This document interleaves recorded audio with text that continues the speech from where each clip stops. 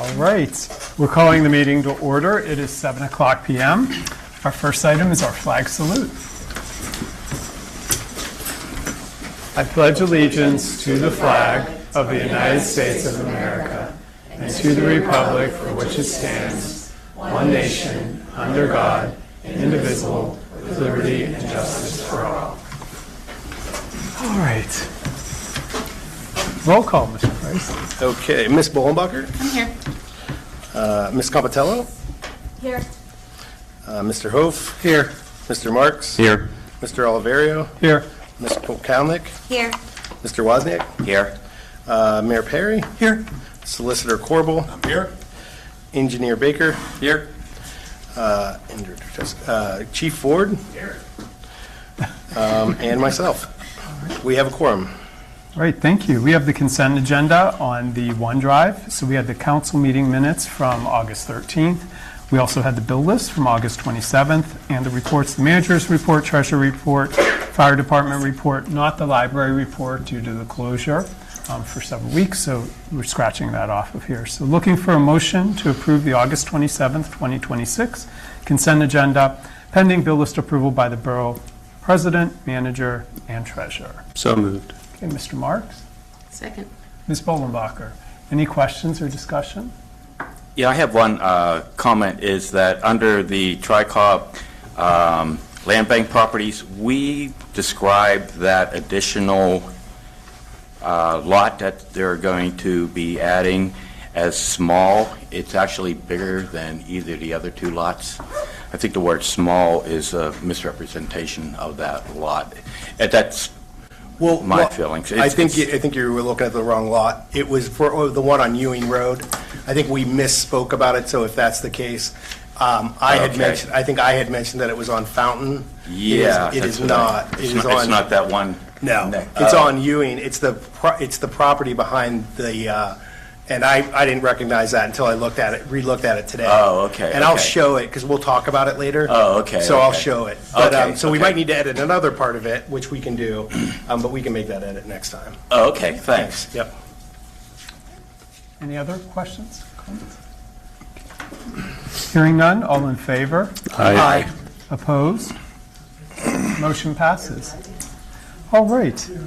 Public comments on agenda items. At this time, citizens may address the Crafton Borough Council on any issue appearing on today's agenda. Only residents and taxpayers of the Borough of Crafton will be permitted to address the council. Comments on non-agenda items will be taken at the end of tonight's meeting. Speakers will be permitted to speak for a maximum of 3 minutes. Groups of people will be required to designate a spokesperson to represent them before the council, who may speak for a maximum of 5 minutes. Council has the option to respond or not at the end of the address. The solicitors are assigned timekeeper. Please state your name and physical address for the record. We have that sheet. There's 2 names.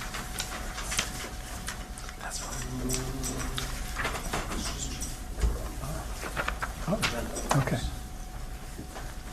They might not have recognized that. Okay. Signed as an Oh, okay. You don't want to speak? No. Okay. Yeah. I didn't have, you know what? I didn't have these on. Okay. I was gonna say, the one on here is for Crafton Boulevard. Is that relative to anything on the agenda? No, that's what they were asking. Okay, we'll do that at the end. Okay. Anybody online? You can raise your, we can't see them. Say I don't see anybody on right now, I don't think. Okay. Oh, Tom Bruce is online, but yeah, no hands raised. All right. First is our president's report. So this is, again, still going through construction, asking for patience as we go through the construction period. We're coming towards the tail end now. So this has been on the agenda for a year, and we're coming towards the tail end. So hopefully, with that, have some nice roads. Some of the things that have been problems in the past will be corrected through our construction projects. So again, asking for patience. All right, mayor's report. So tonight I have a commendation for one of our sergeants on the police department. So I'll stand up here and I'll ask Sergeant Harrison to come up.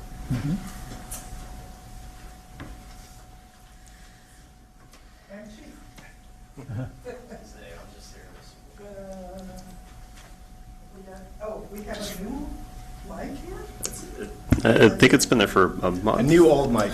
The new old mic, yes. Okay, but the president- Vintage. No, it should No, it work. should just be working. It should just work. You can test it. All right, so I have a commendation for Sergeant Harbison. The Borough of Crafton proudly commends Sergeant Timothy Harbison upon his successful completion of the Northwestern University Center for Public Safety School of Police Staff in Command, class number 634. The School of Police Staff in Command is an academically rigorous leadership and management program designed specifically for experienced law enforcement supervisors. Its intensive curriculum combines advanced academic study with practical applications in leadership, organizational management, strategic planning, personnel administration, critical incident response, communication, resource management, and many complex responsibilities facing today's law enforcement leaders. Completion of this program represents a significant professional commitment. Over a course of 22 weeks, Sergeant Harbison devoted approximately 25 to 30 hours each week in addition to coursework and study and research while continuing his full-time responsibilities for the Borough of Crafton. A significant component of the program requires each participant to undertake an objective, well-documented research study addressing a timely issue affecting his or her own law enforcement agency, with the goal of producing work that can be applied directly to our organization. Sergeant Harbison completed these demanding academic and professional requirements with distinction, achieving an outstanding 98% grade point average. Sergeant Harbison's achievements reflect not only his personal dedication and professionalism, but also his commitment to continued growth as a leader and to the future of the Crafton Police Department. The knowledge, perspective, and leadership skills gained through this program will serve both the department and the residents of Crafton well. On behalf of the Borough of Crafton, I extend my sincere congratulations and commend Sergeant for your exceptional accomplishment, dedication to professional excellence, and your continued service to our community. Thank you. I'm really, really pleased to offer this. This is a temporary opportunity.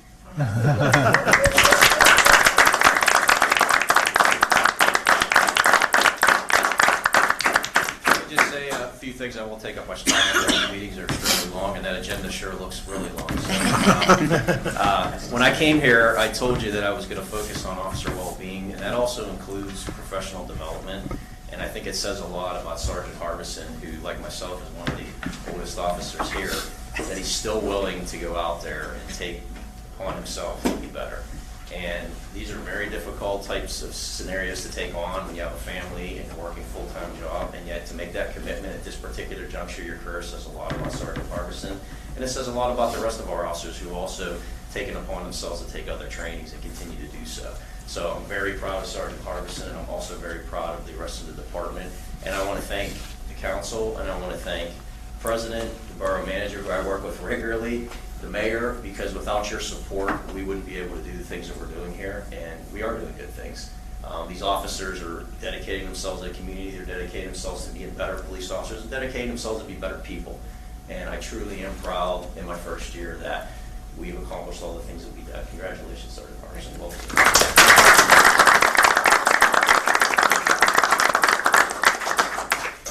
Sergeant, would you like to say anything? Sure. Yeah, please. So first of all, I want to thank Mayor Perry and Chief Ford for sending me to this class. It's been something I've been wanting to do for most of my career, and finally came true. thank you to all the council members also who, obviously, supported this and started to put it into good use already. I'm working with Mr. Price on getting some grants that I was trained in how to get grants now. And I hope to advance that here and advance my training here, just not for the betterment of me or the department, but for the betterment of the community and the citizens that we do serve here. So again, thank you very much. I appreciate everything you've done for me. That's awesome. Thank you. Thank you.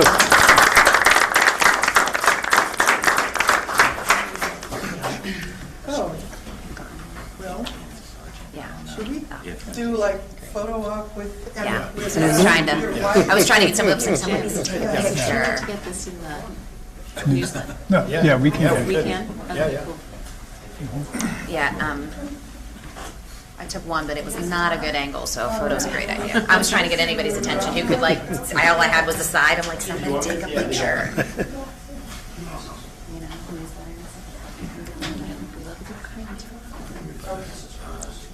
Here, I'll come over there. Do you more than one camera, Jen? Yep.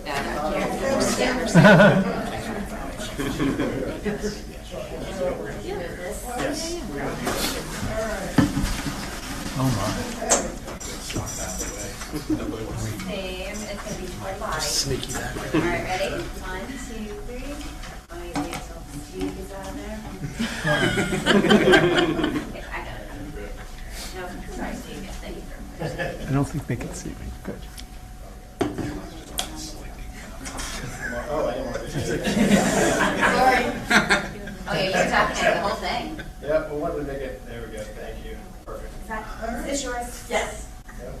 I was fired. Ready? He was too far away. Thank you. Nothing worse than getting the camera back and being too far. Thank God. Beat it, Steve. Beat it.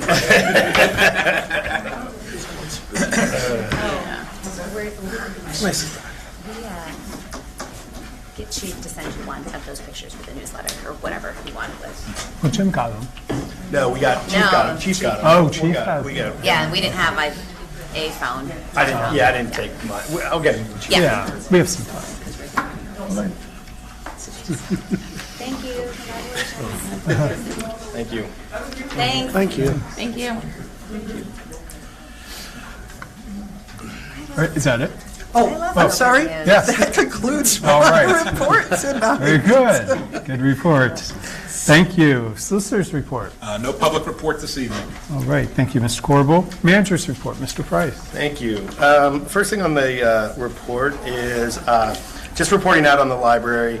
As you know, it was closed for, I think, over 2 weeks. It is now back open, and we still have some repairs to do on the floor, but we did sewer. We actually had the sewer lined, excavated in line, so it was the original cast iron line.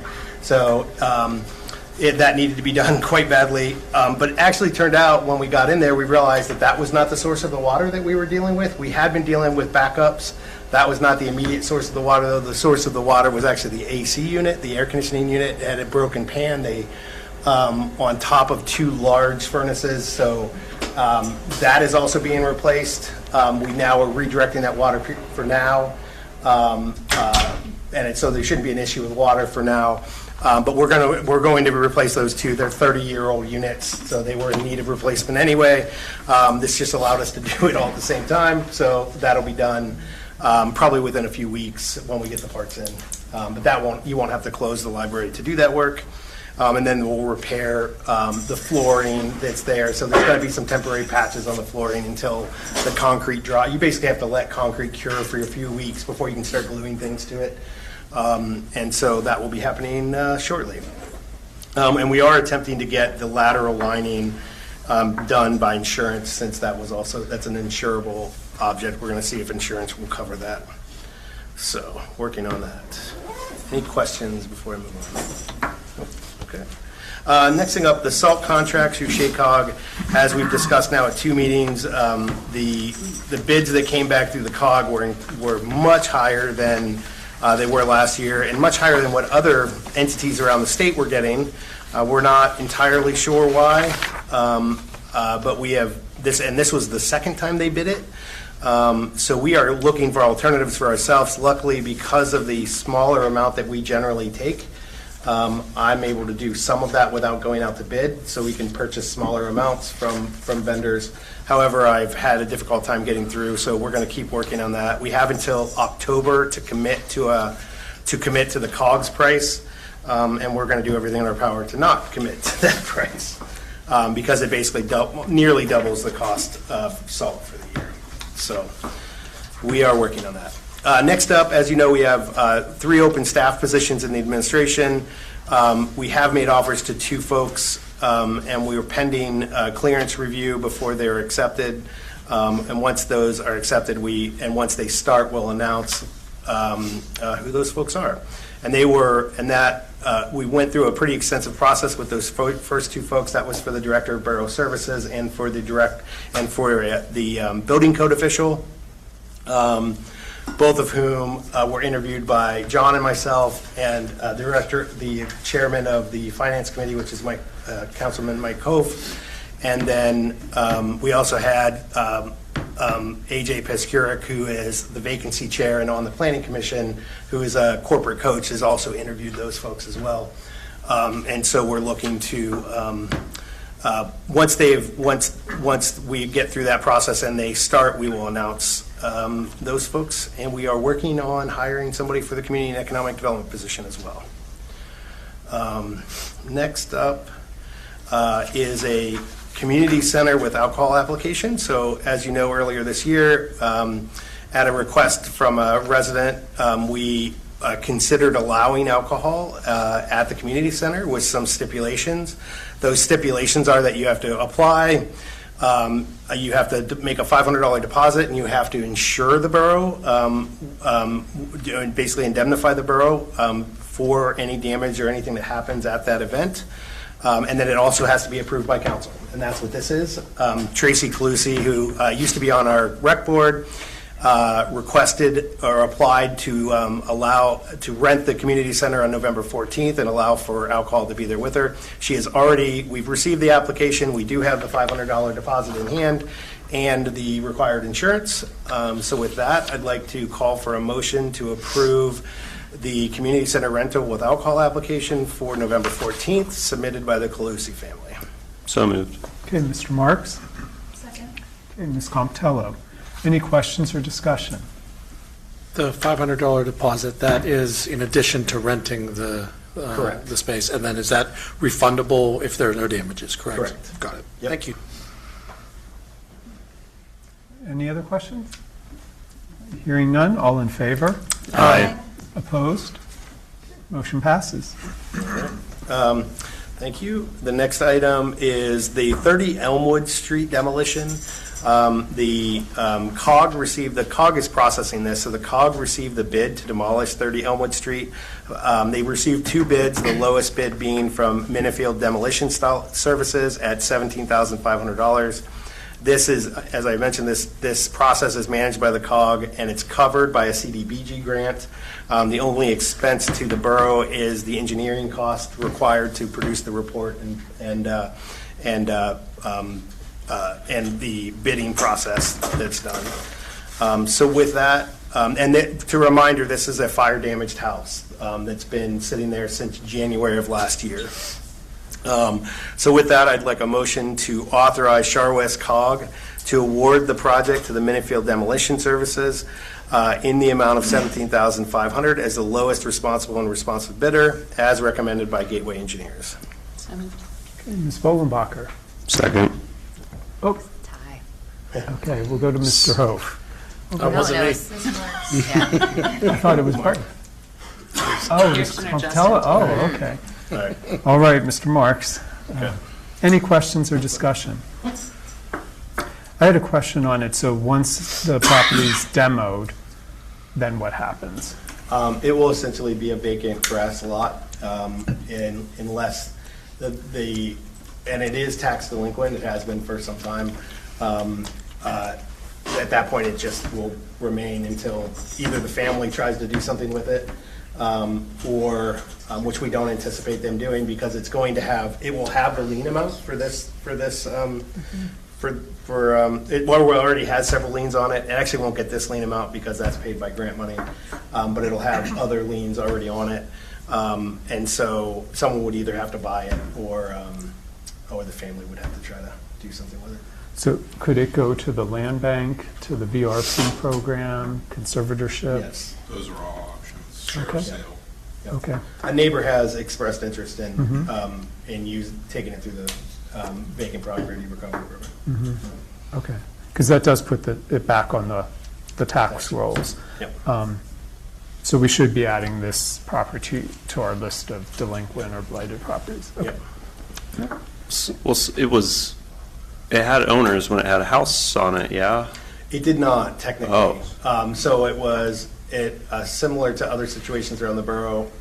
It was the people who are written on the deed passed away. Their heirs lived in it without insurance and without paying taxes, and now have since left. Yeah. Okay. And that's why we're demo, because typically we wouldn't be paying for Right, that type of yep. demo for that. Thanks for the refresher. Typically, in a fire scenario, we would get the insurance money and hold it until it was demoed and then would release it. But there was no money this go around.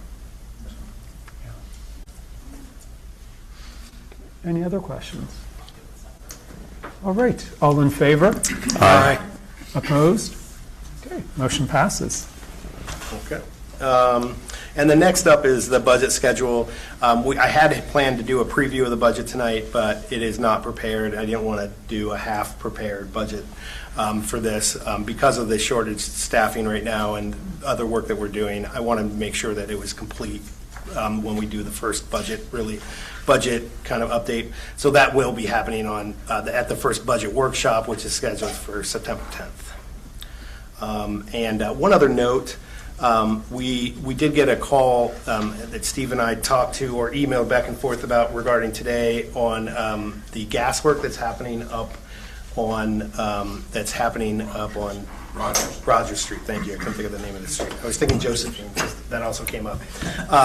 But they are moving the line, and it does appear that they did it without their required announcement to the property owners.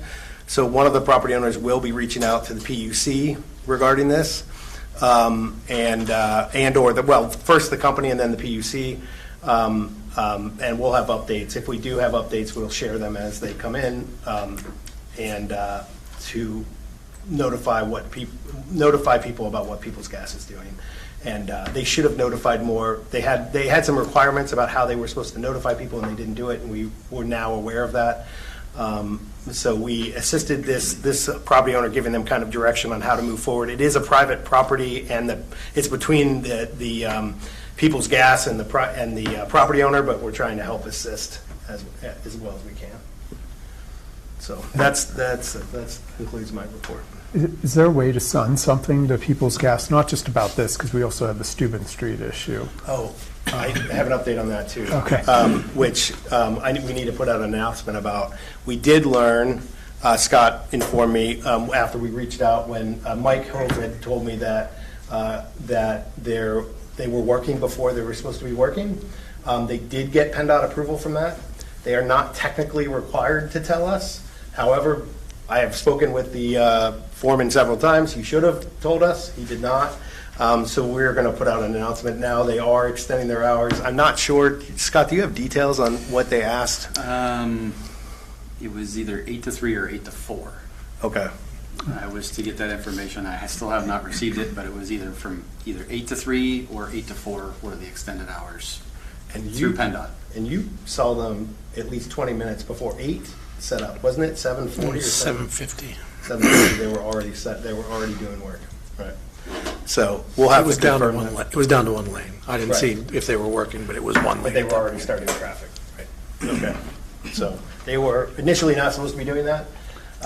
Again, they changed without telling us. So we're working on. We'll get out more information when we have it. And I think the communication is important, whether we contact People's Gas, but also the impression is that this is Crafton.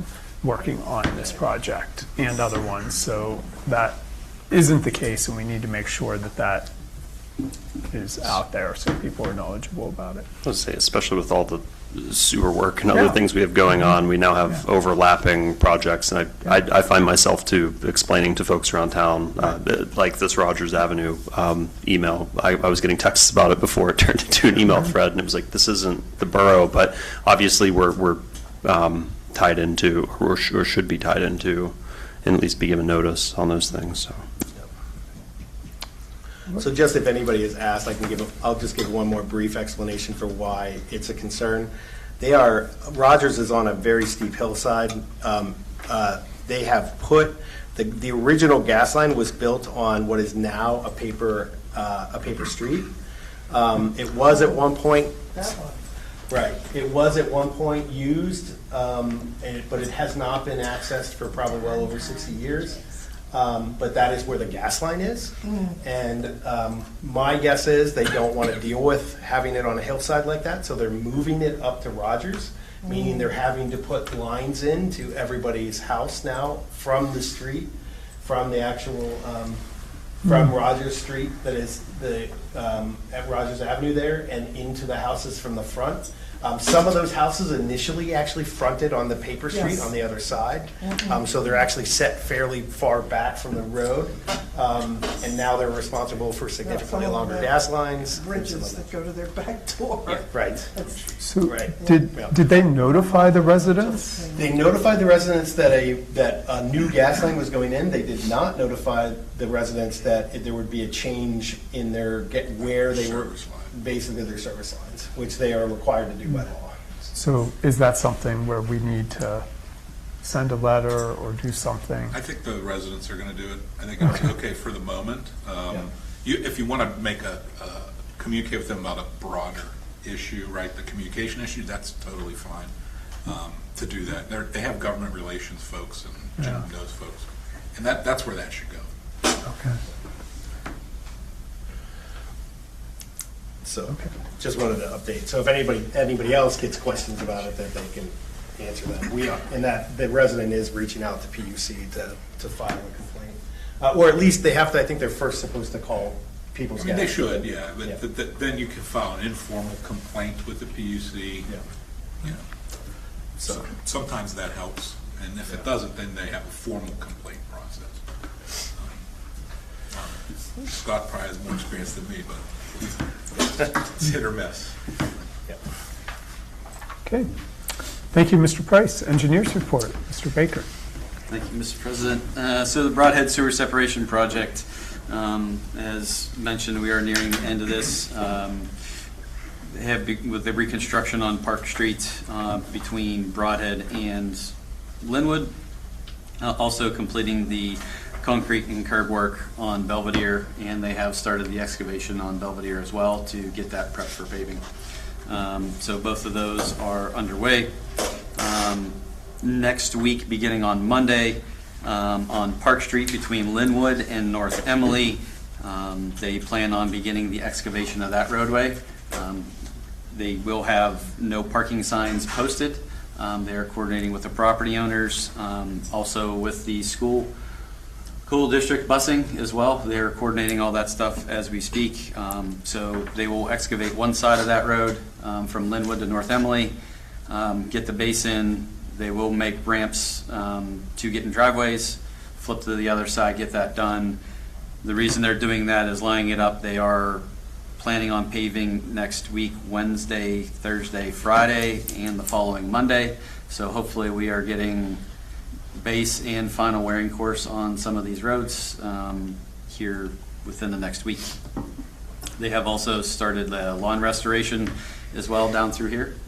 So that has begun. We will be getting our punch list, so we will be walking the project from start to finish. I know there has been some discussion and from residents on some issues, and we are tracking those. We do have those on a list. We will be making our formal punch list, so we will be walking the entire project for items that the contractor must clean up prior to them leaving. If they do not complete those, we do hold retainage on the contract. until those are complete. So we do hold money back from them, which contractors do not like when you're holding their money. So, I would say expected completion is still I would say into October with final paving, restoration, and punch list. And then they are providing weekly updates to myself and the administration on what their schedule is. We actually got their paving schedule update this afternoon for next week. Any questions on that? Perrine Street sewer separation projects. We are kind of reviewing those bid documents, get them up to date. It was originally supposed to be out with Broadhead, but due to the eminent domain process, we held that one back. Not much to do there. We are going out to bid. Advertisement was sent in to the paper today. It will run over the next couple weeks. We plan on taking bids in October. Any questions on Perrine? Okay, the 2026 sewer repair O&M. We do have one repair left on the manhole-to-manhole lining contract. Supplier had sent a wrong length liner, so they're waiting on a new one to come in. We have issued a punch list to the contractor of some items that they need to clean up. But one repair left, so that project is coming to a close. Noble and Linwood Park, plans have been finalized. We're kind of do a little presentation. We are working on getting some quotes for items that we do need to purchase to get to DCNR to go out to bid. So kind of want to go over the plans here for whichever one you want to pick, Noble or so this is Noble.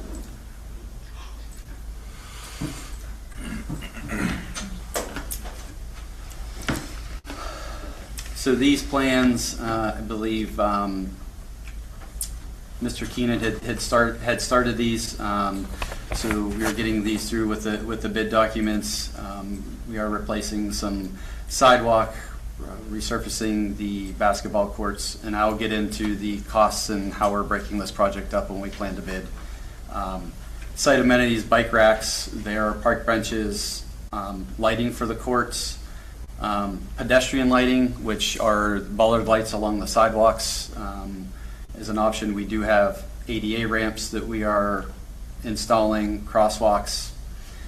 One item to note, the mid-block crossing on Noble, right there to the left. No, yeah.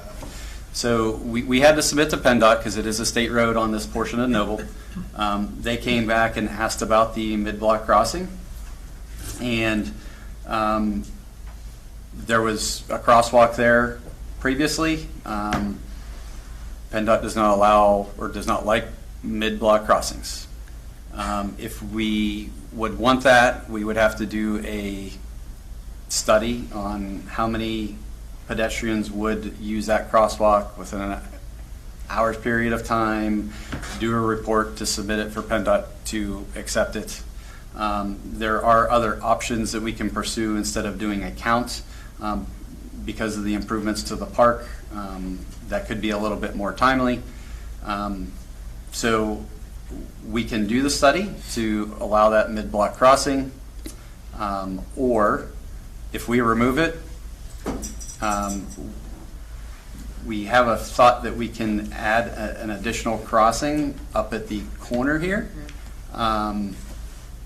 That we feel that we could get that one approved. Or if we eliminate this, we could have our permit. That is our comment, is this mid-block crossing. So just kind of want to bring that to your attention, open for discussion on potentially how you may want to handle that. We had just received discussion with PennDOT yesterday. Can't they cross near the Sunoco? that's much further down, Yeah. but yeah. Not that further, but It's much. Yes. Yeah, it's- Is this a requirement to have a crosswalk there? No, there was a crosswalk there. We wanted to, with the, put ADA ramps in there to make it an Okay. official crossing, Okay. and PennDOT is not. And it looks like it aligns with the Yeah. Sidewalks. sidewalk. There is painted crosswalk signs there now. PennDOT stating that they did not put those in, nor do they maintain them, so it's kind of a, Yeah. And the other thing to think about is the bulk of the traffic that goes to that is from the nursery school that is behind it, which would not access that, would not use that crosswalk. Not to say that people don't use that crosswalk, but it is probably not a very well-used crosswalk. Yeah, I mean, I'm just right around the corner from my house, and when I'll, morning, evening walks, like, there's a ton of people crossing right there. I would just be, like, more on the curb, like the corner, where the one, Justin, where you had the orange. I mean, if you'd put one, I think that would make sense, but the thing is,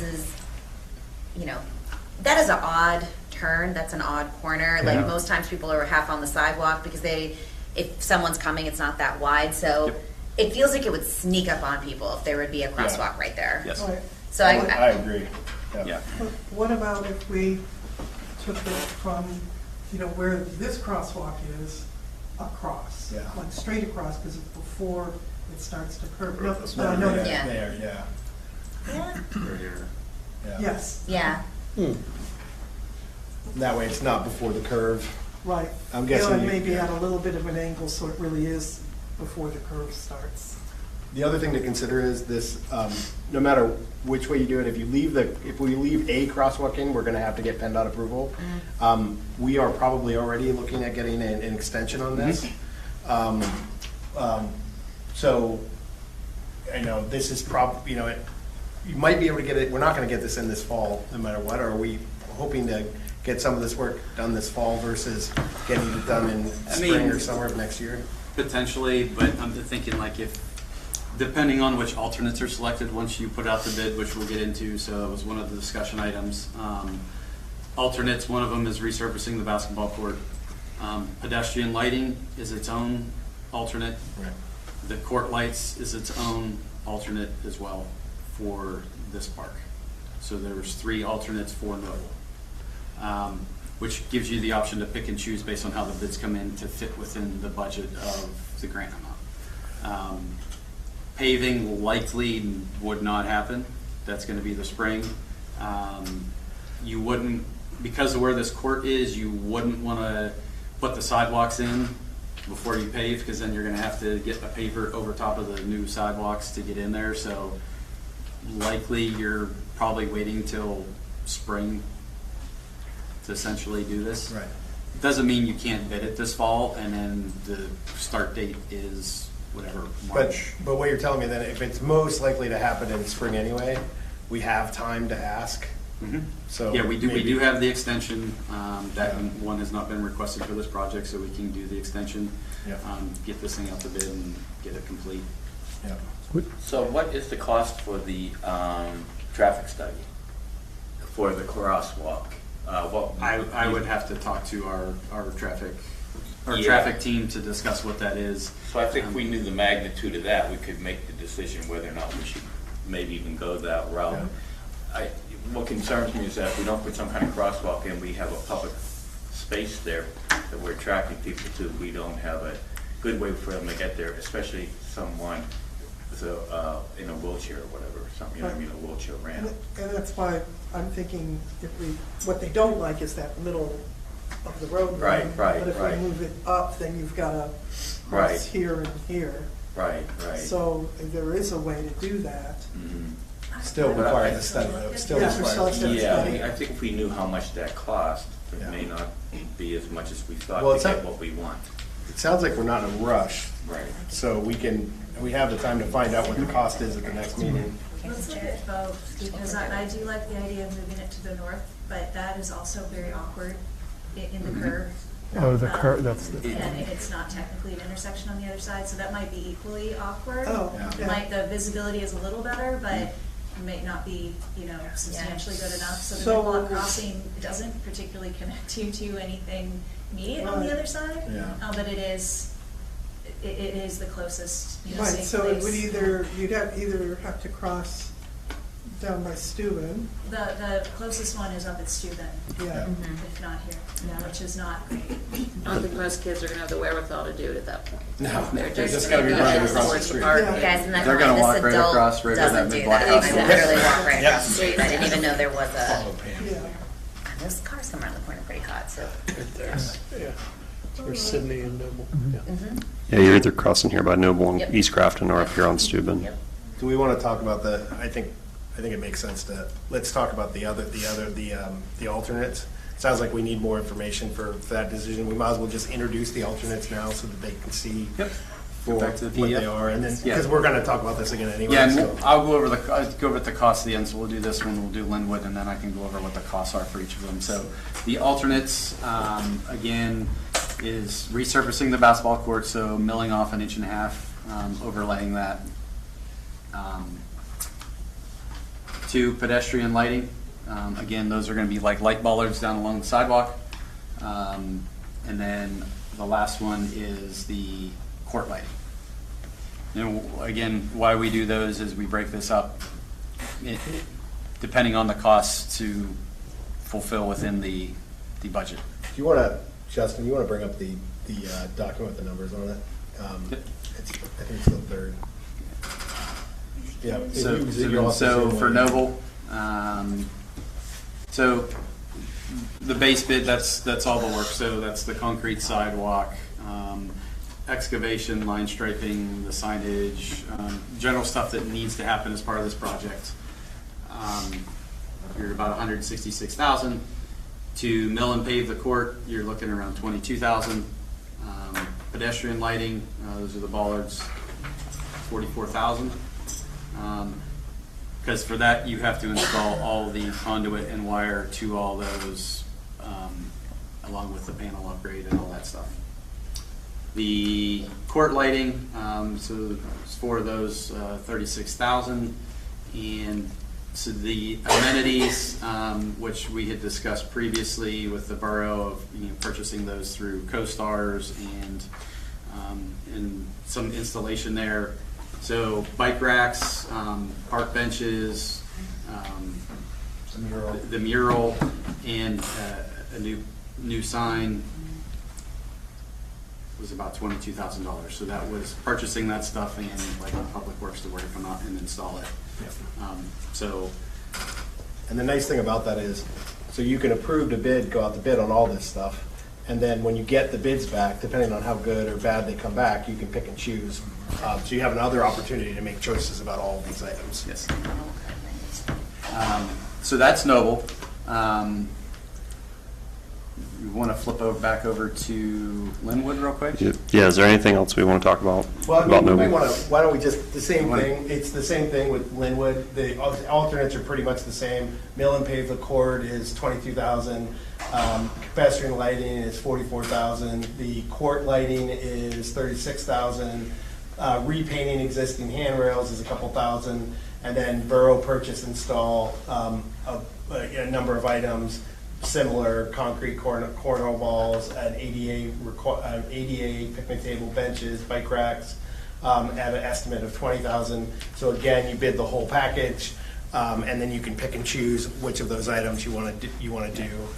That way we don't switch back to that. Yeah. And then we can. So this is Linwood. The big item here is obviously the ADA stalls that to put in here.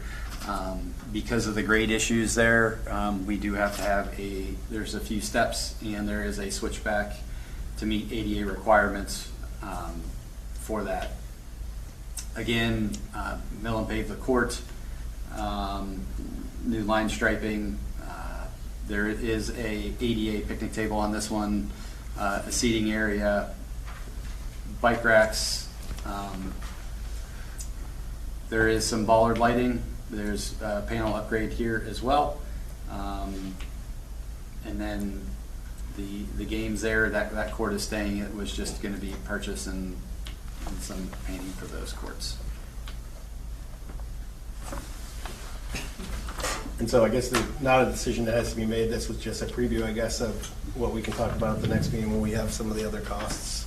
Yeah, and we'll get a cost for what the study would be, and then, the possible relocation of that, where we think we could get that. There was a little bit of reservation, as everybody said, of moving that up to that corner because it is on a curve. But we'll take a look at both of those, and I can have some more information at the next meeting.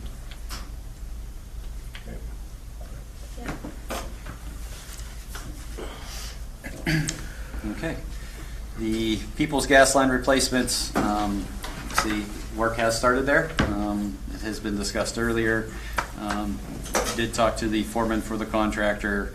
He did let me know that they did apply for, I believe it was last week, for an 8 to 3 or 8 to 4. I'm trying to confirm that. We will get that confirmed.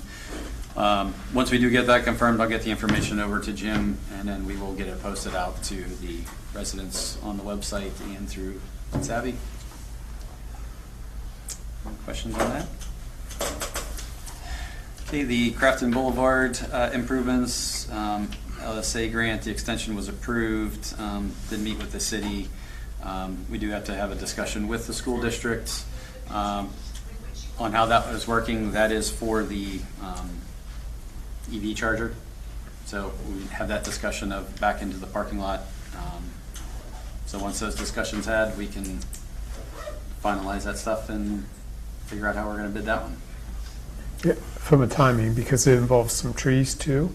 Mm-hmm. So the only time really is October, November to be able to plant them. Yes. Okay.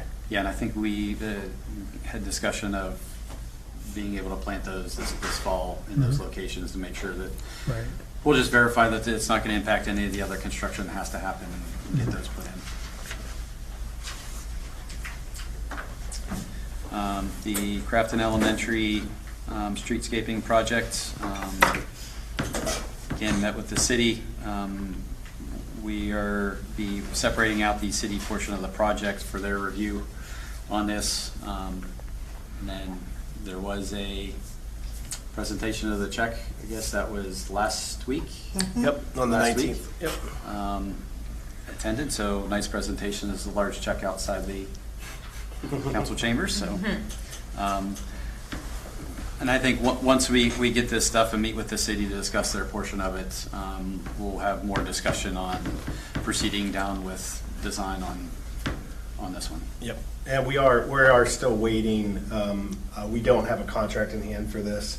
But you'll get a contract for the grant, but the state they've received guidance or funding guidance from the federal government. They are waiting, or they are going out for RFP for someone to manage that process. So we will not have a contract until they have somebody who's going to manage it for the state. So we're waiting on that. Okay. The road paving brick plan priority. So for the brick, the original contract work was complete, and was a change order for some repairs on Grinnell. So we did look at that. We reviewed those in the field. They are outside of the work that is being completed for the Broadhead sewer separation contract. There are a couple areas that we will have that contractor fix during his punch list. But there are 3 others, areas that we depicted that we would like to take care of. So I would like to make a motion. Call for a motion. Call for a motion. But why don't you explain the areas? Okay. Too, before. Justin, can you bring up, Cornetto by Broadhead. go to Google Maps if you could, please? Oh, yeah.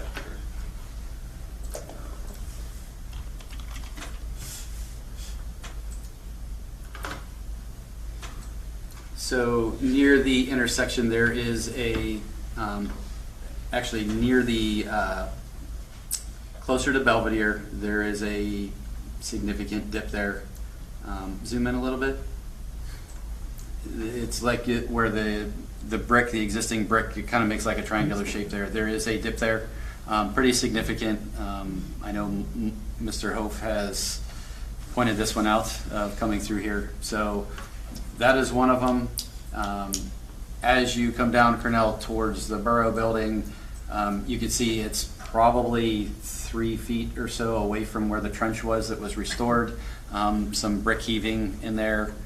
It is also a pretty significant area. We're going to have that repaired as well.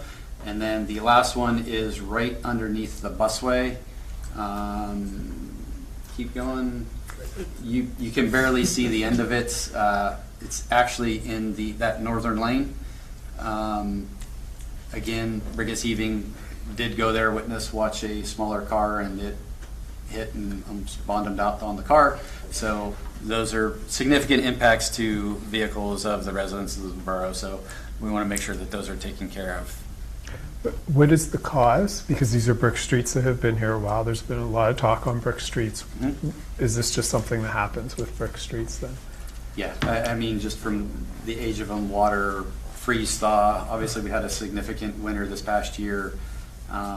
Obviously, a lot of construction traffic as well, like some of the ones that are dipped, but that's kind of the aging infrastructure and a lot of that going on. So it tends to happen with brick streets.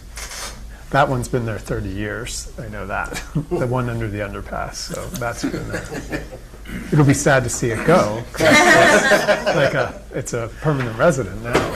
I think there's a significant dip as you go up on the, yes, stop right there. I think there's a significant dip. It's very small, but it's right in here because I know automobiles like really pull, try to maneuver that one. I don't know if you guys saw that one or not. Yeah, but so it's not huge, but it's there you go, We're in Justin. charge of this thing all the time. Well, and there's also a dip on, we could have expanded, there's also a dip underneath. We're trying to do the ones that are really the worst. Like you can actually see the ridge right there. Yes. That's a dip on that side, and it Maybe. could blend into that, but now you're getting into, we only have $20,000 right now. Really, that we didn't, that was not bid on the other, that was not included in that other bid. Yeah.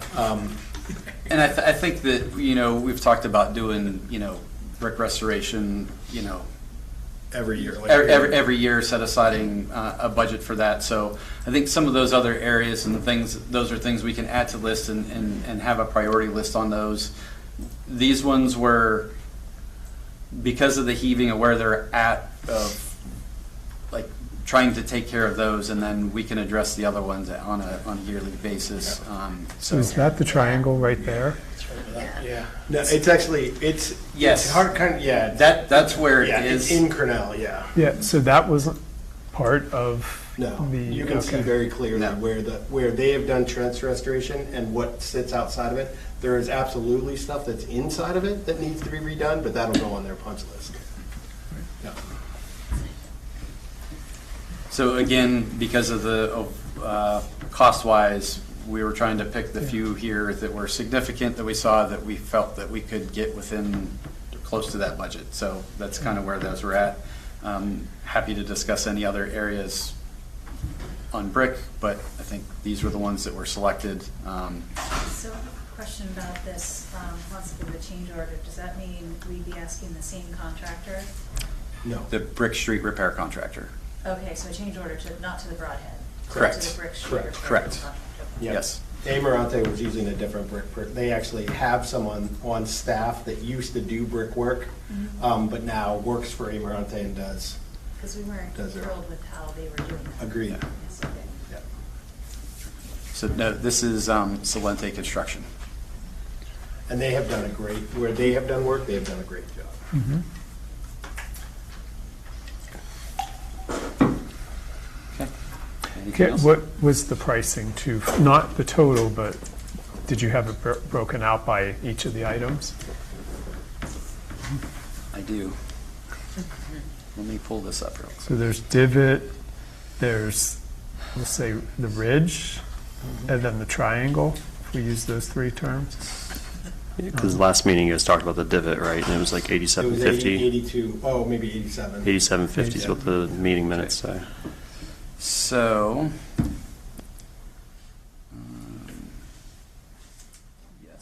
So Broadhead Road was 3,000, so that's, That's the triangle.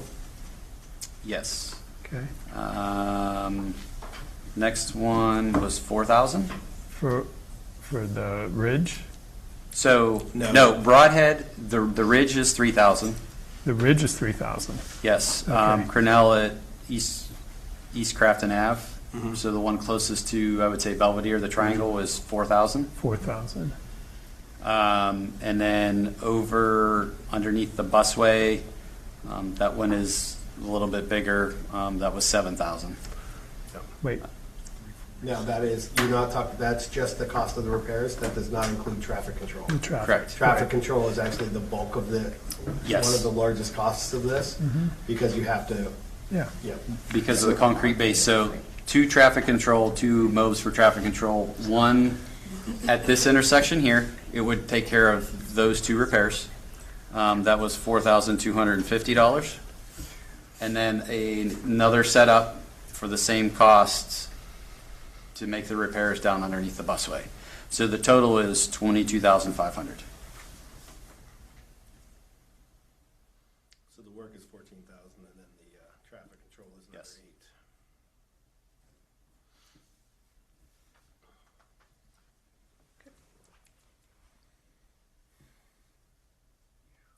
And then where does this fit? Because that was what we were talking about. We pulled off of Marge's Alley, and then we had, I think, a little bit left total. So where does this fit That with was, the budget? that was 20,000 that we pulled off from Marge's Alley, so this is a little, like a couple thousand over there.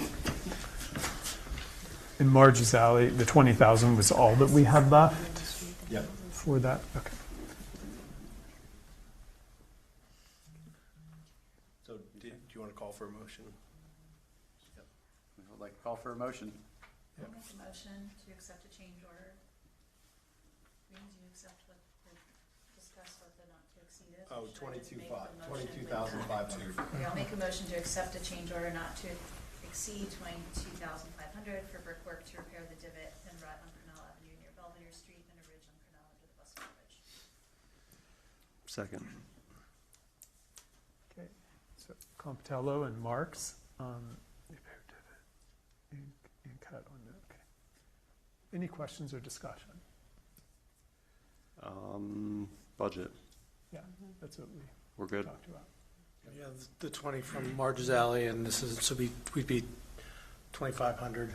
I think that's acceptable, especially considering this is probably one of our most frequently traveled brick roadways in the borough, so, yeah.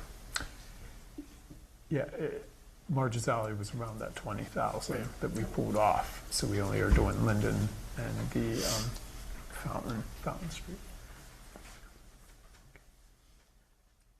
We have got resident pictures, complaints also about these on several occasions.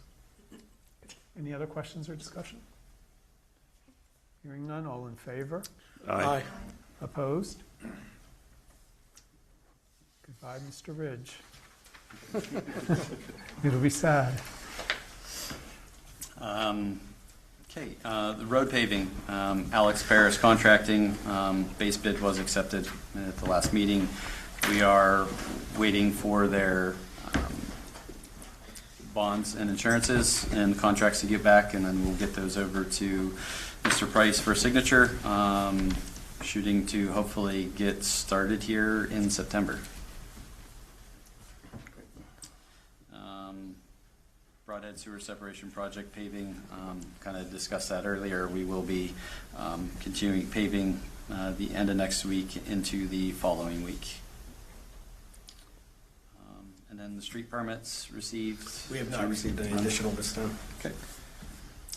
So from a timing perspective, when would the bricks happen? And then we also have this, so we'll have Steuben, Broadhead, all of that, the bricks and the road paving in September, so. Yeah, are we able to push Salente back, since they're going to do full depth, I mean, they're doing Belvedere and paving in the next 2 weeks? Yeah, we will have to let Angelo know that we accepted. Yeah. and try to get a schedule. I don't know that it was going to be like right away. Yeah. If He we can may push it be- into well into October, that would be great. Okay. He may not have any complaints because I think he was, he has other work he's doing, so it might be Yeah, okay. because I'm Might just work. thinking with Steuben going Yep. on, plus all of Broadhead, Yep. everything, then we have September road paving on Fountain and Linwood. Like, if you go anywhere, you're going to have, like, construction going on everywhere in the borough. Just to confirm order here, we're talking about pushing the brick repairs back a little bit, not doing the brick repairs first while we have. Oh, yes, yeah, we're talking about all the rest, yes. That is Yeah. much more disruptive. Yes. Yes, yes. Okay. Very good. Thank you, Mr. Baker. All right, Community and Economic Development Report, Mr. Price. Yep. No real update on the 82 Belvedere conservatorship. I need to send something to, we do have an updated contract that we need to send to the interested party, and we will be discussing that in the coming week, so no real update there to share. The next update is the Craig-Cog Land Bank properties. As you know, there are 4 properties, and Justin, if you could bring up the images. This is a memo that was shared prior. This is also put online. I've added, you'll see, thanks. You'll see there that I've added the one property in this list, the one at 0 Ewing Road. Obviously, that's not very useful, but the proper parcel ID, if you scan down to the, not the last page, I think it's the second to last page. These are all the other properties that have been discussed before. That's the actual property there, Greg, that we were discussing. That's why we had mentioned that. I think Mike had mentioned that it was small. I tried to take a screenshot picture of it, but somebody has blocked out the image of that property online. So you can't see the property on Google Streets. Can you go back to the? Yeah, sorry, I was just going to see if I can catch it on. Yeah, you can do it from above, but you can't see it on Google Street unless you go. Well, you might be able to go back to another view, but it's not that. It's a tiny little parcel, but that's the additional one that they're adding to the ones that they want to claim, that they want to attempt to purchase. If you go to the other land bank document that we have in there, this was essentially the letter that it's under, yeah, there you go. This is the letter that we received on July 24th, or was sent on July 24th. This is just to remind everybody that they are actively now trying they've announced to the borough that those are the ones that they are going after. The additional one is going to come in a new letter. We don't have that one yet, but we have until, if you go to the top, you have until July 22nd. So the borough has until July 22nd to I'm sorry, thank you, September 22nd to tell the land bank that they would like to remove, or if you would like to remove it. Otherwise, the borough doesn't have to do anything. But if you would like to remove any of those properties from them acquiring them, we have 60 days, and that 60 days is over on September 22nd. The other property will have a new letter sent with it with a new date. So with it being so small, what is the reason to take it? Yeah. Because we're taking the other property. We're taking we're attempting to take 64 South Grandview, which is the same owner. So it just makes sense to have both those properties together. And are they adjacent? Yeah, they're right next to each other. So it's the okay. property directly in front of that. Oh, okay. Yeah, that's the reason to get it. So if you go back to the image on the document, the Word document, so that's 64 South Grandview. That's the house. Oh, okay. I know exactly what we're talking Right, about now. right. Yeah. So it's just that little piece that's behind the house. So you really want to have the same owner own that. Yeah. And it is the same owner, so it also makes it easier to go through sheriff's sale with it. So it'll be easier to acquire. And once they go to the land bank, they will be available for anybody to purchase. Correct. They will clear the title, essentially. They will get all the liens off the property. They will make sure that they are in a livable condition. They might not be renovated. They're basically good for someone that wants to take on a project. or someone who wants to flip a house. In which case, so they'll do the structural test, they'll make sure that it's basically up to code, and they have two versions. They can either sell it with just title cleared and fix the water damage issue, or they can do what they call renovation light, where they do some renovation, and then they put it up for sale, and that one takes a little less work. So if you're not as interested in a project, those are an easier one to buy. And then they're up for sale, the taxes are cleared, the liens are cleared, and then we start making, the borough and the school district and the county would start making taxes off of it again, once it sells. And as soon as they claim the property also, they maintain it, so you don't have to mow the lawns, we don't have to do any of that stuff, so.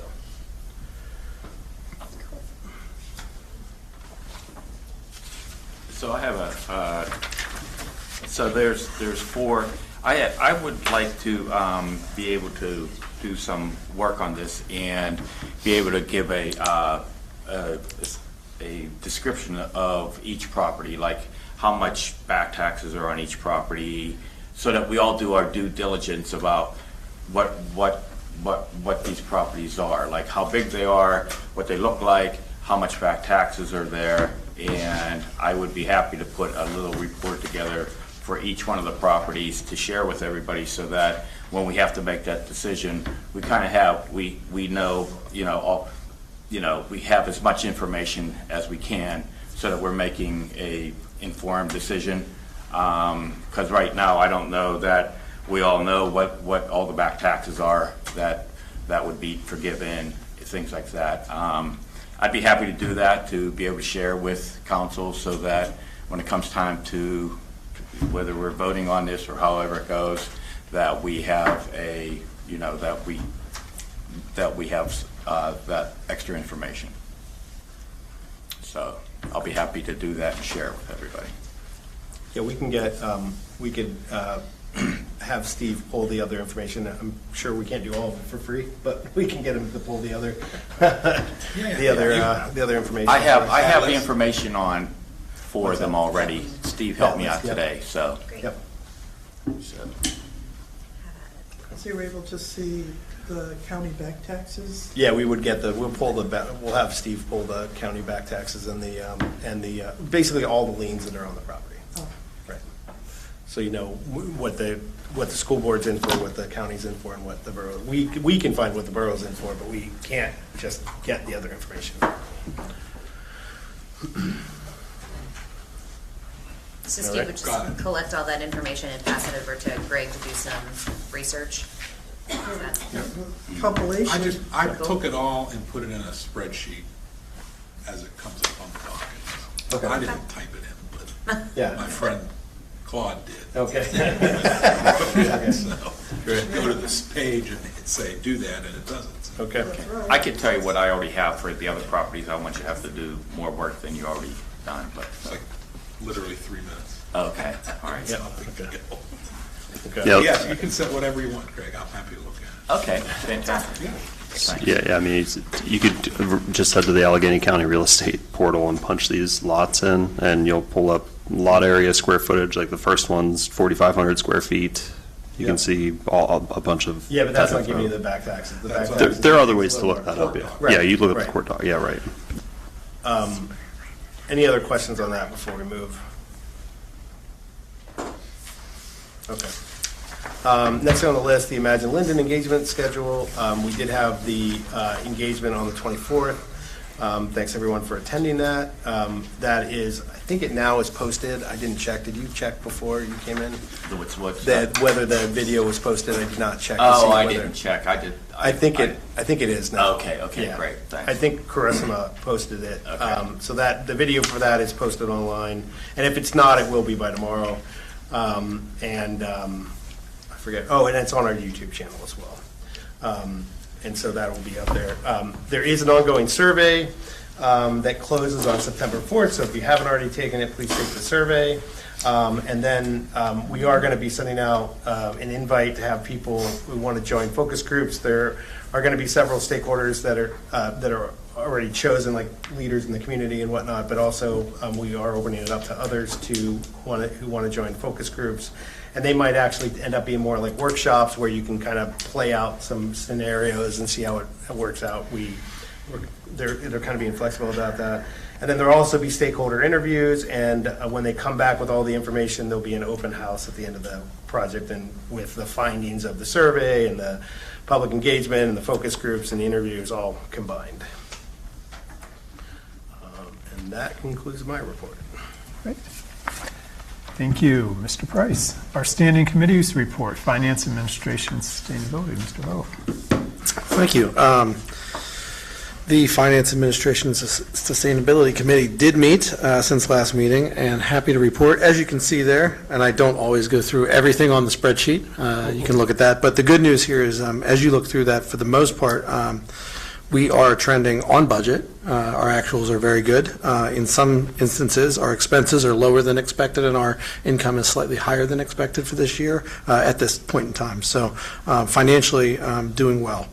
There is one item, and we did not get to talk about it, Jim, in the meeting, was, again, with the road fund income. I know there was we were possibly waiting on some of that income, is that correct? Yeah, and it comes in at different times. So. No, well, the road fund, the only income in the road fund is actually being a drawdown from the reserve. Oh, that's right, and we didn't Right. do the transfer. So you do the transfer at the end of the year. Right. So that's that's the little note at the bottom there with the asterisk. Oh, I'm sorry. No, that's okay. Yeah. There's a lot on that page. Yes. So if anybody's looking and you see on the road fund, that's the only one that looks a little out of sorts, and that's the reason why, is because it's a transfer from the reserves that'll come later in the year. But overall, budget to actuals through the end of July, which is over halfway, pretty good. So. Also, Public Works collective bargaining agreement. Administration met with the Public Works Department on Tuesday and are working to clarify some transition options. Yeah, basically some of the Retirement. details around retirement. Yeah, that you need to clarify before they make a transition to a defined contribution plan. Yes.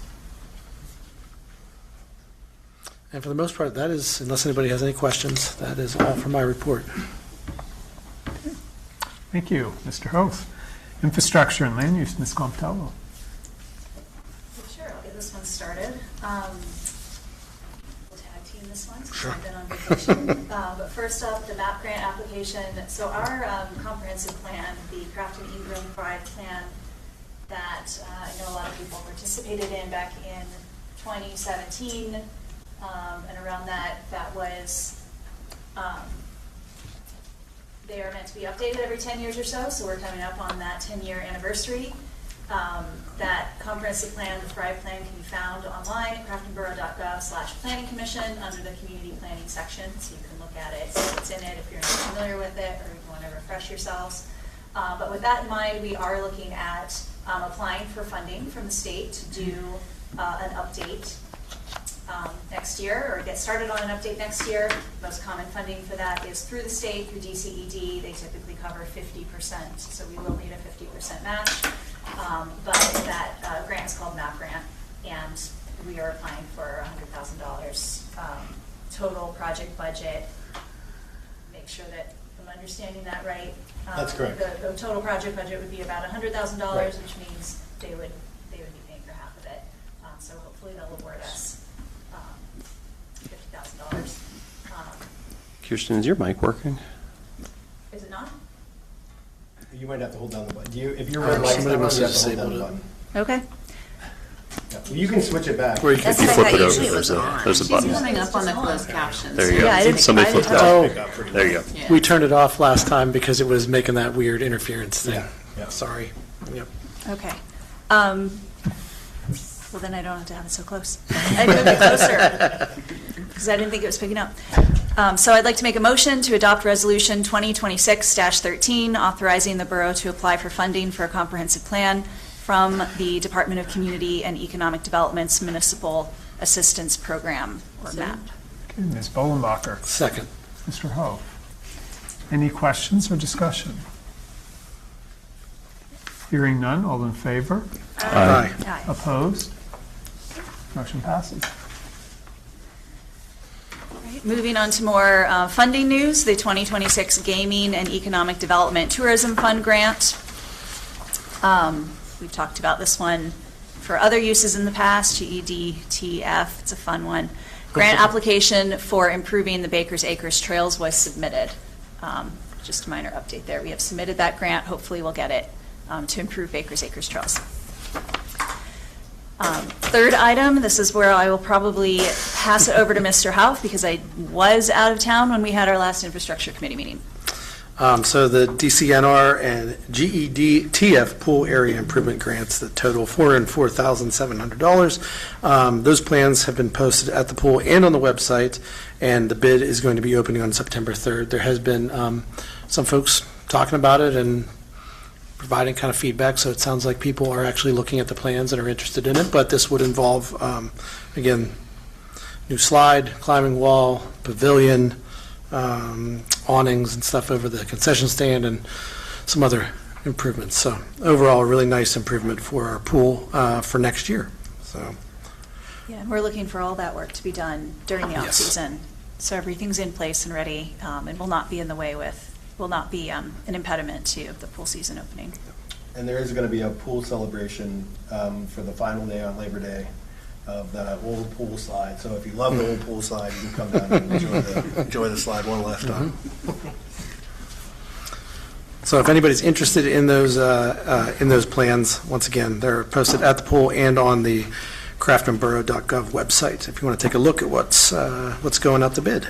So. And can I make put one more announcement in here that regarding the pool, I guess we can talk about the pool hours, but we're having some challenging with staffing, being that Labor Day is so late this year.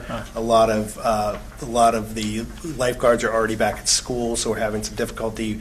We might not be able to open during the week next week, and so we're considering options of whether we keep a smaller group. But a lot of times and it is supposed to be hot next week, so it makes it even more challenging because you're turning people away in a half empty or very lower capacity pool.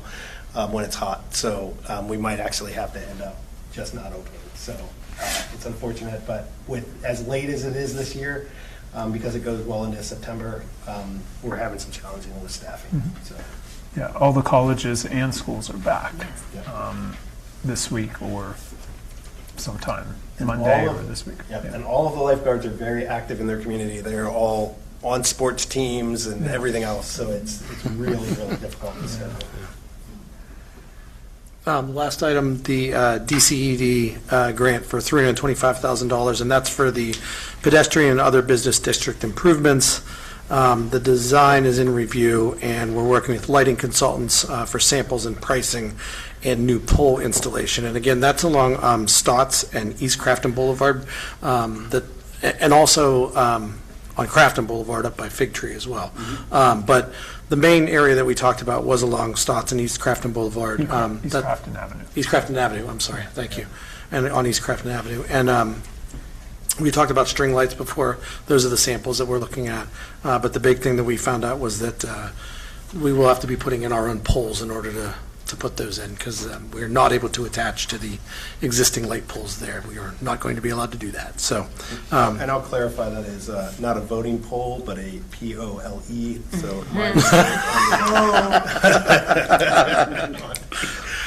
So, more to come on those once we have some more information. But we do have some time on that one. So. For the pool, do we have any update on didn't we have, during one construction, we had a little bit of issue with the flooring? We're looking for getting some relief back from the contractor. We have not yet. Yeah, we have not received any relief.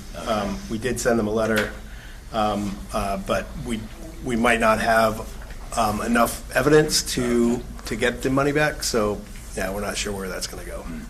Yep. Well, that's the end of the Infrastructure and Land Use Committee report. Thank you, Ms. Comptello. Communication Recreation, Ms. Bolenbach. Thank you.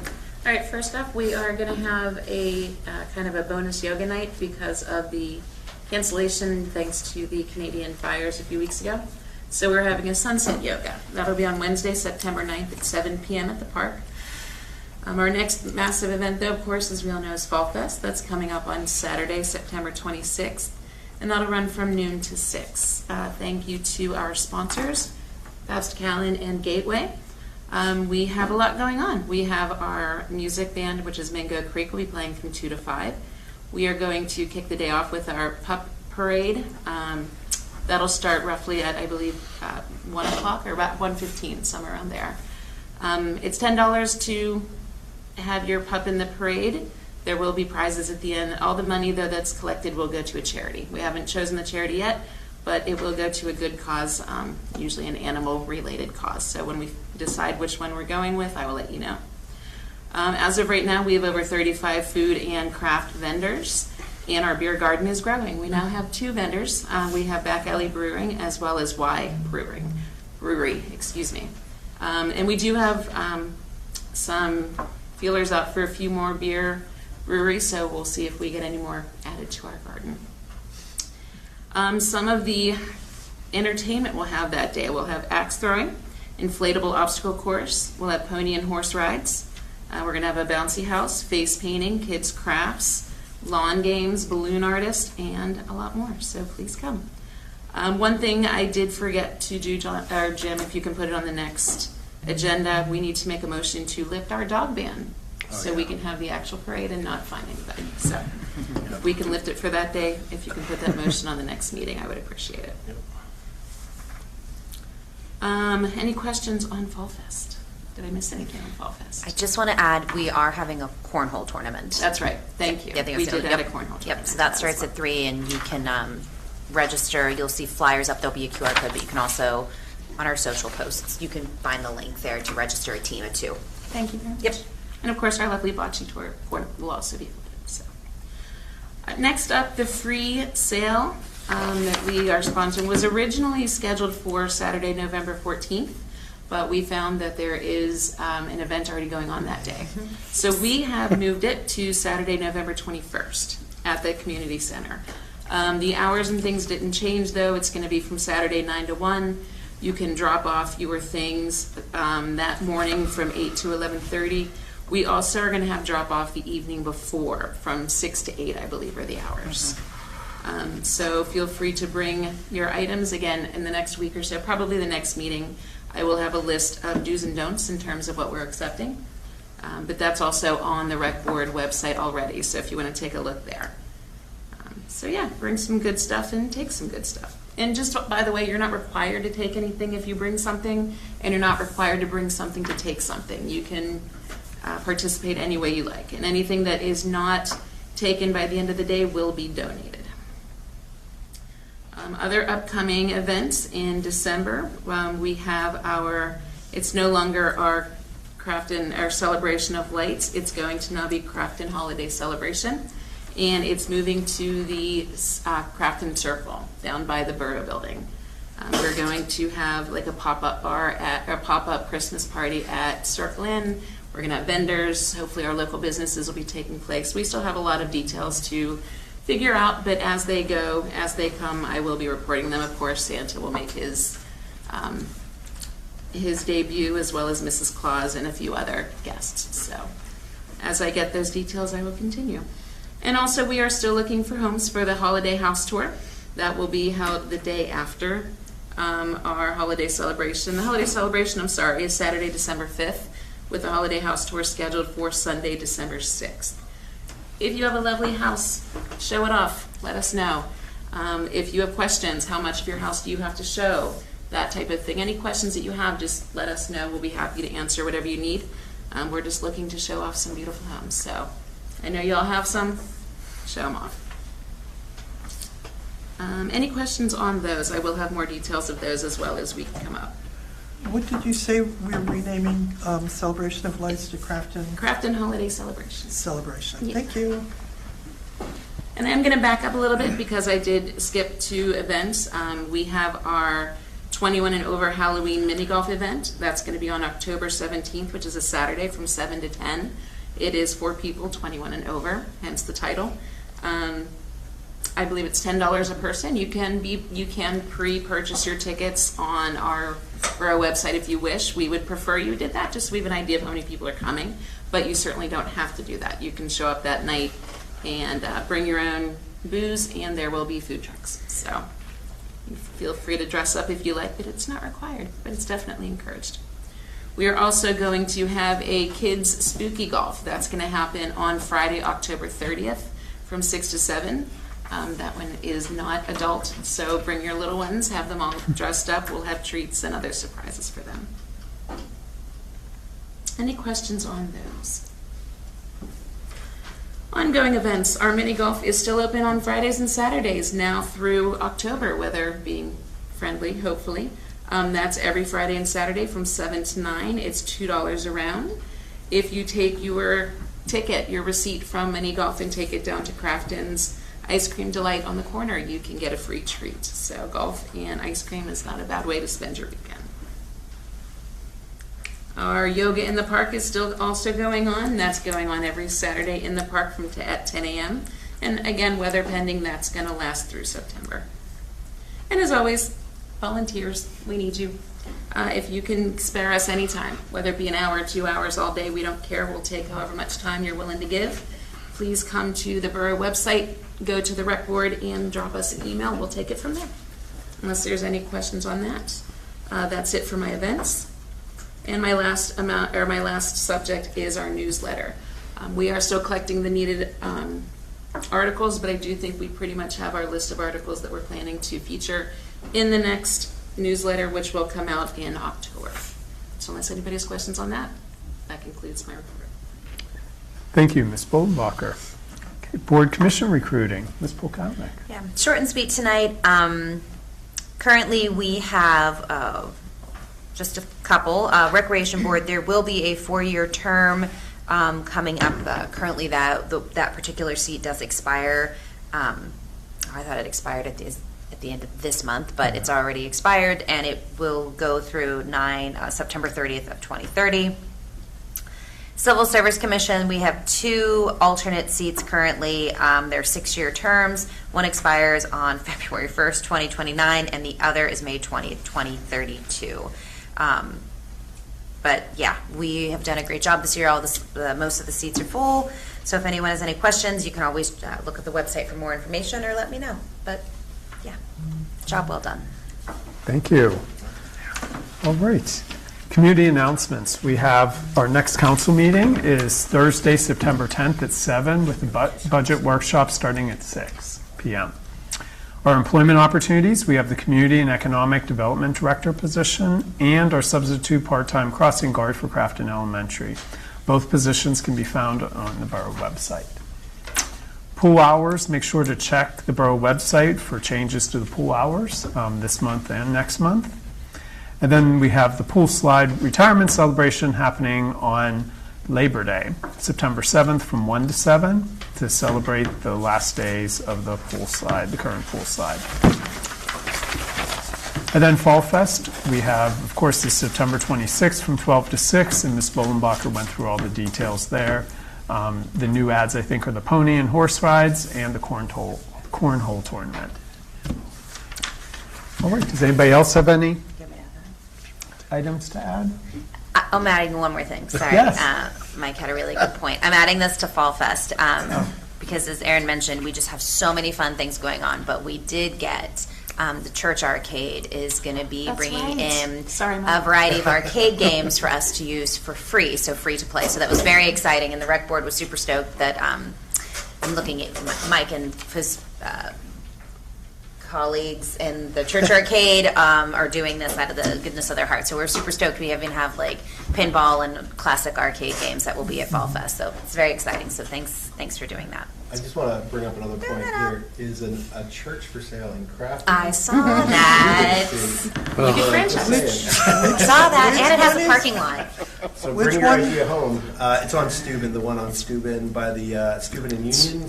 It's on Steuben in Oregon. Yeah. The parking lot, so it's not the voting place, it's the one next to the voting spot. So it's that church, the parking lot, and the 2-story, very small house right next to it all is kind of like one lot. That's great traffic exposure. Yeah, I think the sign went up I think the Coldwell Banker sign went up 2 or 3 days ago. I just saw it. I was at the intersection. I was like, church arcade in Crafton? Crafton Church Arcade? There you go. But I just wanted to throw that out there because we were excited to have something. That is something different. We've never had that, so it's very exciting. Shame on me. Apologies. Mike. Nope, just that. So with Fall Fest, it is for all ages. There's something here for whether you're a teenager, the whole way to, senior and kids. So it is one of our events that is open to everybody. If you leave this event saying, I couldn't find anything to do, You didn't try. I will need someone to help me get away from here. Like, there truly is something for every single person. I will have to say we did have to do away with the touch-a-truck this year because of the horses. We didn't want to spook them. So for anybody who liked that event, my apologies. That did have to go to the wayside. I know. It's disappointing. All right, public comments. At this time, citizens may address the Borough Council on any issue. Only residents and taxpayers of the Borough of Crafton will be permitted to address the council. Speakers will be permitted to speak for a maximum of 3 minutes. Groups of people will be required to designate a spokesperson to represent them before the council, who may speak for a maximum of 5 minutes. Council has the option to respond or not. Our solicitor is our assigned timekeeper. Please state your name and physical address for the record. So we have Sarah first. I don't know if this is on or if anybody can hear me. Yep. Yeah, you're good. My name is Sarah Fitzpatrick. I live at 35 Hawthorne. And I am requesting a stop sign, technically 2 stop signs, at the intersection of Crafton Boulevard and Noble Avenue.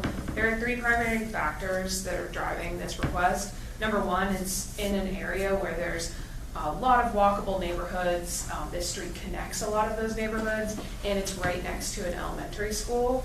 The second thing is it's a very wide road, which means that even though the speed limit is 25 miles per hour, people routinely go 30, 35, and this is a often used cut through, especially when 376 has a lot of traffic going into Pittsburgh.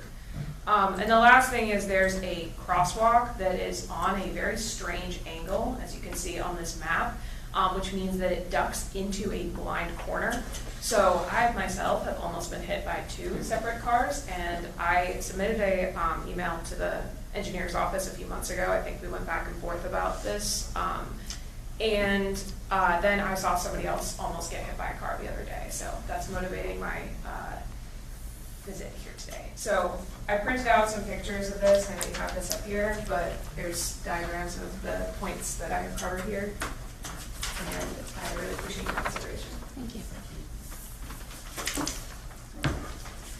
Any questions? Well, you can state if you're good, and then anybody from council can respond. Thank you. So I'll respond if No, go ahead. she's done. Yeah. We've talked about this intersection a lot, and I've asked for some of the same things. We have also talked about changing those crosswalks to piano bar crosswalks. Let's revisit that, because I think it fell off the radar. Those are more high visibility. This section also, I think we'll put this on the agenda at the next infrastructure committee meeting, but this intersection also will be looked at as part of the large tech outside that we have gotten funding to redo that portion of Crafton Boulevard in front of the school, which will narrow the width of that road and change the traffic patterns to slow and calm traffic in front of the school. Cool, and just a clarifying question, that has already been approved, or is that a motion for future meetings? The funding is acquired, the project is happening, but we are still in early design phases, so it's not going into construction yet. But the funding, we've been awarded funding to do the project. And what's the overall timeline for execution? Is this for the school? For the Crafton Boulevard project, there's still a lot We don't just know getting yet. going on that. It's at least a year, could be 2. We don't even have a contract yet, a grant contract yet. This is federal funding, so it could go on for some time. It is a collaboration between, because the boundary of Crafton falls right through that road. This is a collaboration between Crafton, City of Pittsburgh, and also the school, because it will involve changes on their property as well. So there are 3 parties involved, which will take a little time to come to I'm really agreement. excited to hear that we have some efforts underway to make sure that folks can reduce their speed driving on Crafton Boulevard, and it sounds like we have some longer term improvements. I am concerned about the timeline of that project being 1 to 2 years. Is, like I said, personally been almost hit by a car here, and I'm wondering why we couldn't implement something like a stop sign to just like physically halt the traffic while we're waiting for a bigger project.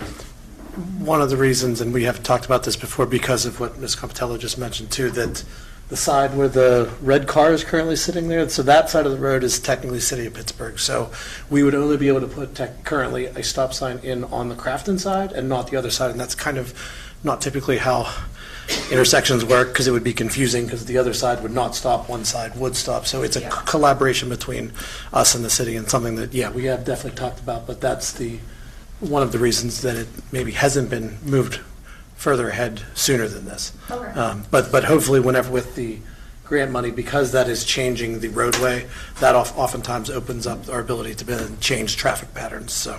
So who controls that decision? Is that just something that I need to reach out directly to the city of Pittsburgh separately, or like if we're doing a cooperative effort here?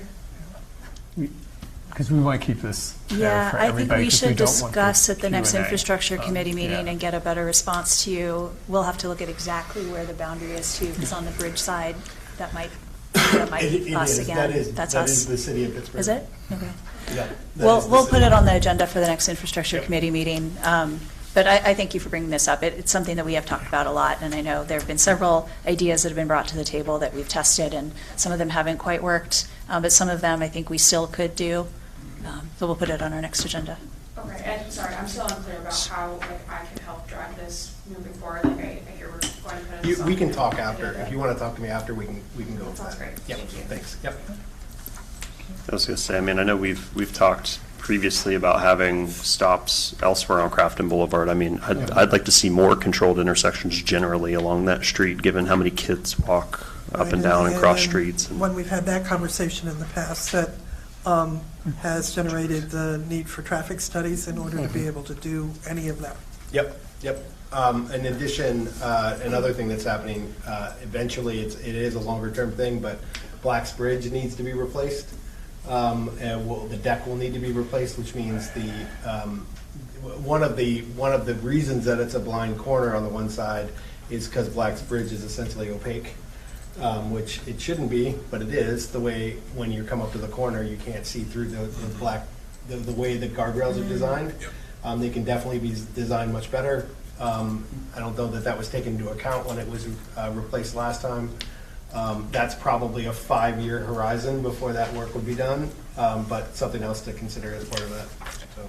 And part of it is the views too, so that's why a traffic study has to happen, because you could cut down trees, there can be other shrubs, we know about shrubs from the past, all those things, when you put stop signs in, have to be reviewed. All right. Thank you. Ms. Beck? Yeah, sure, Laura.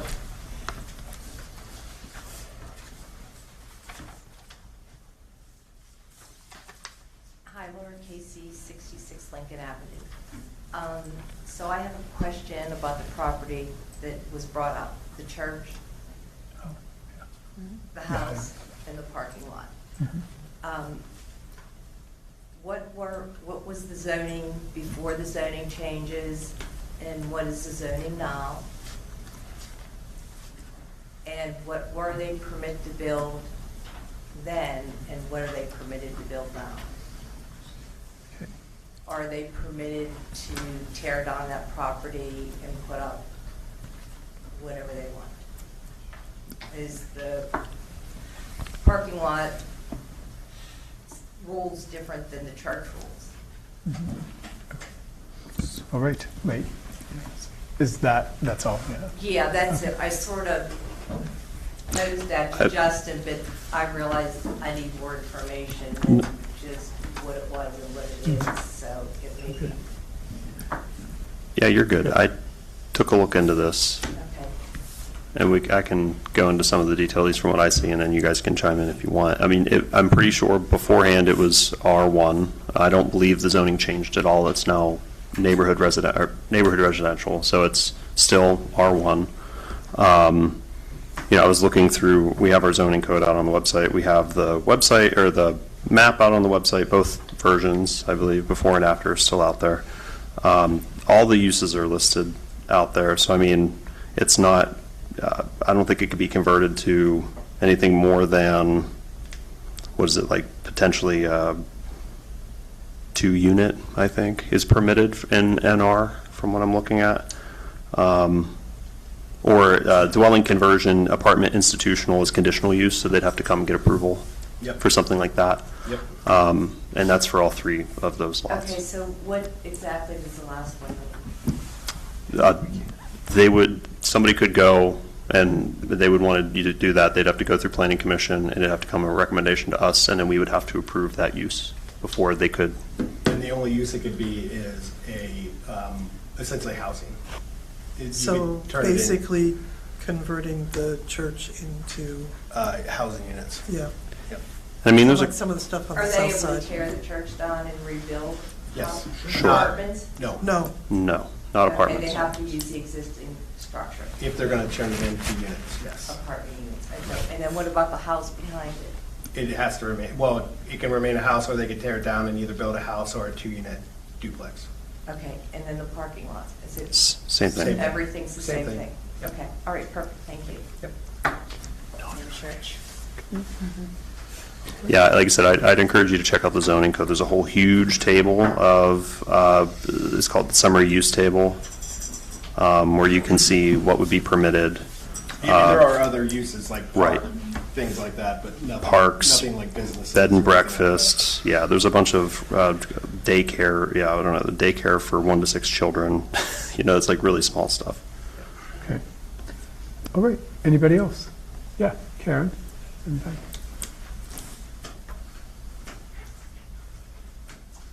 My first question, Karen Tomczak, 50 Park Street, is I was unclear on when you were talking about the Black Bridge.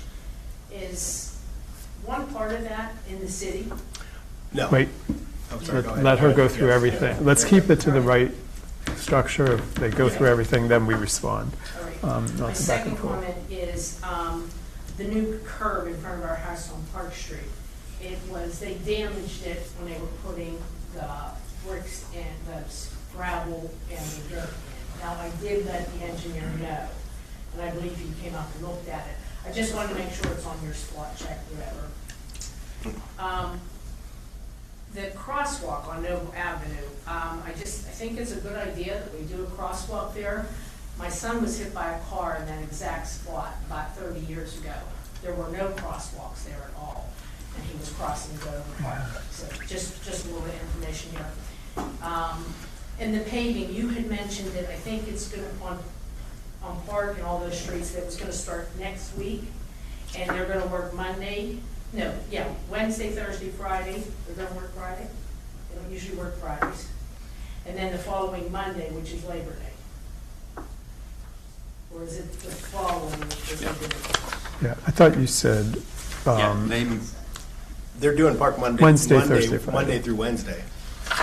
Yeah, I thought. Well, sorry, let's let her go through them. I'll answer you, yeah, when she answers your stuff. And I just wanted to say, I'm glad you're getting a Brick Lane contracting company to do brickwork on Crafton. And that's it, thank you. Okay. All right, so the clarification, Well, yeah. you want me to go? Yeah. Okay. Well, let's go in the order. Okay. So Blacksbridge in the Yeah, city. if he brings it up, so the bridge itself is completely owned by Crafton. That is the actual line. But there's a little part, and this is why the stop sign would have to be in the city of Pittsburgh. So if you turn a little bbit further, right there, that little piece of land right there is in the city of Pittsburgh. That's where the stop sign has to go. The bridge itself is entirely, the line, that's the border, is essentially where that land stops and drops into the thing. The bridge itself is entirely Crafton Borough's. So that's why the stop sign has to be put up by the city of Pittsburgh, but the bridge is being entirely replaced by Crafton. So. Okay. Then we had the curb on Park Street. When we do our punch walk, we'll review everything and make sure that stuff is on there. Okay, thank you. And crosswalk was a good idea. The paving on. I will point out that actually being hit by a car there is actually a reason not to you don't want to encourage people to walk where it's already dangerous. So unless you have other, so there's both arguments on that. You really shouldn't be encouraging people to walk where there's a potential blind spot. So, and that's kind of why PennDOT has been pushing back on it in the first place. So that actually, unless you're able to put a lot of lighting and signage around it, you don't want to encourage people to walk. A crosswalk by itself is not going to necessarily make it safer, especially after a blind corner. So.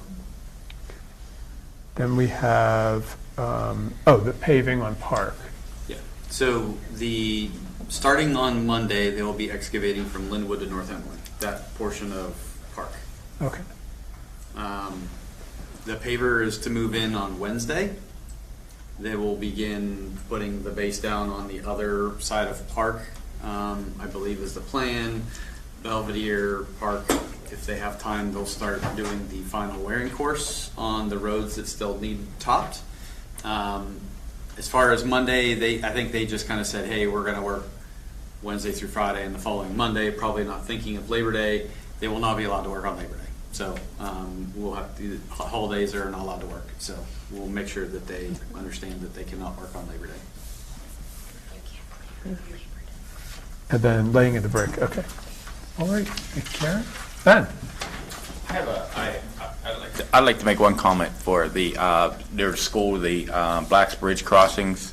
I haven't walked that for a while. I'm not sure what signage is actually there, but is there something that we can do, at least signage-wise or whatever, to help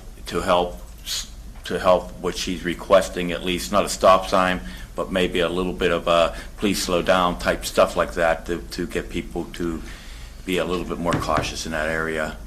Yeah, we talked also several meetings, I think for a couple of years, because the flashing signs are in the wrong spot. Because if you turn from Noble right now, you cannot see that flashing sign, so you will go straight through. If you go off the Oakwood Bridge and cross, you don't see the sign for the flashing lights. So you can speed right through there, and just because you can't see the sign and you hit somebody is not a good excuse, and it's actually not that person's fault because they won't know that it's a school zone. So we talked about that with Duquesne Light, and it's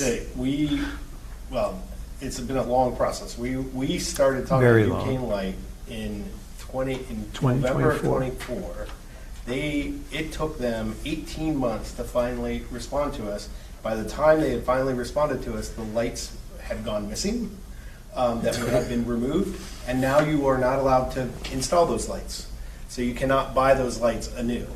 And so we'll look, this will be we can put this back on the agenda for that discussion.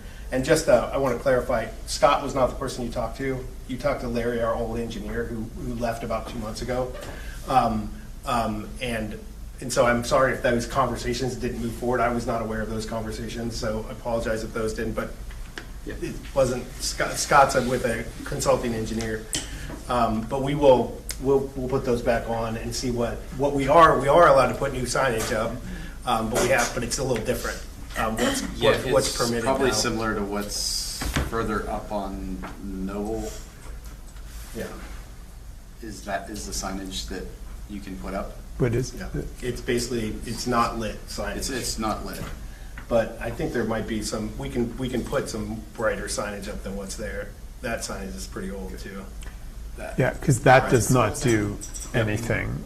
People aren't reading. It's very far from the end of the street. I think with as Ms. Compatello said, the piano key crosswalks, you can also put school zone, you can paint on the roadway to kind of also help as well. I mean, those are, say, fairly low-cost items for a temporary type that we can look at, and I think it's something we can discuss in Thank you. We discussed that this summer, so let's refresh that, because we had discussed just this summer trying to do that. In this spot right here, which is where we wanted the school sign, everybody does not stop. Nobody stops at the stop sign, I don't think. They actually go through because you can't see. You have to, yeah. You can't see on the right. So if you're going out, you can't see. See right there? You cannot see. Yep. So that's the issue that when we put stop signs in, you have to be able to see. So it could be where something has to happen to that gate or whatever, because people pull out. You won't need to see if you have a stop sign. Yeah, if there's other ones. We yeah. are also meeting with the city on the other projects as well, with the same city, with the same department, DOMI, so we can talk to them about it as well. Okay. Ben, your turn. Ben Belmont, 270 West Steuben Street. I had a suggestion for the Noble Street crossing at Noble Park. I would suggest taking a look at making a crossing at the Alice Street. This would also serve as a more direct crossing for people looking to get down to the church down the street. And also there is a bus stop on the north side of Alice Street there. And probably be safer for people trying to get to the bus stop. And I also wanted to mention that the West Hills Gazette ran a story about the Imagine Linden meeting this past Monday. So that's it. Thank you. All right. So, are there any questions? It's the Noble Street, considering Alice as the cross street for Noble Park, and then, so, okay. Yeah. I think that's something that we would have to look at. There are a couple driveways there. They could consider that a mid-block crossing as well. Yeah. Yeah. So, but something we can also look at. All right, anybody else? Okay, anybody online, please raise your hand. Okay, seeing none, it is 8:51. Meeting is adjourned. Thank you, everyone.